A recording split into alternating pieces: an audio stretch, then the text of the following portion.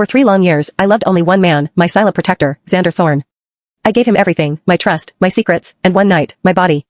But when morning came, so did his betrayal. Don't pretend it meant something, Athena. You were never that innocent. He threw me out. Broken. Humiliated. With nothing but his cruelty ringing through the hollow corridors of the compound like a gunshot that never stopped echoing. Worse? He belonged to her. Jessica Valcruz. My stepsister. The golden girl with a crown of lies and a heart carved from black ice. The bastard daughter my father's mistress bore him in secret, then smuggled through our gates like contraband. The one my father raised as his principessa while I scrubbed marble floors in silence, invisible as the ghosts that haunted the servant's wing.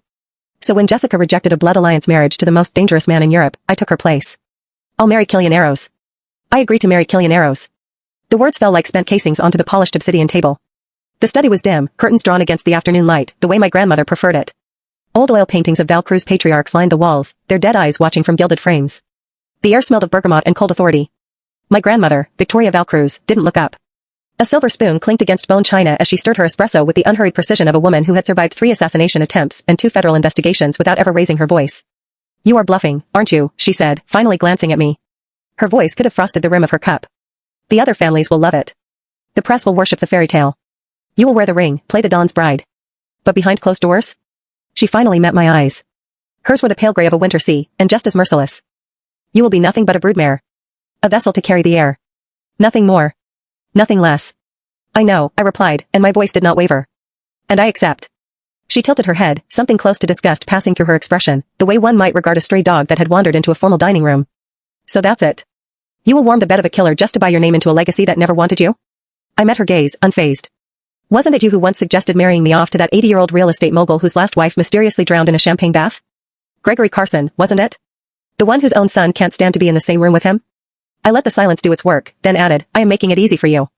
Selling myself off to the highest bidder. Killian Arrows. Il Diavolo and Dior.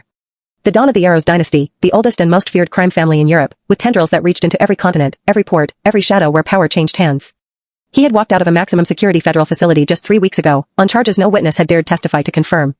The photographs of his release had made front pages from Rome to New York, the immaculate charcoal suit, the eyes like polished obsidian, the faint indentation on his wrists where the silver cuffs had been. They called him the devil in Dior. And now he would call me wife. His family wanted a marriage to maintain their bloodline, to forge a transatlantic alliance with the Valcruz name. But my father's beloved daughter, Jessica, had refused.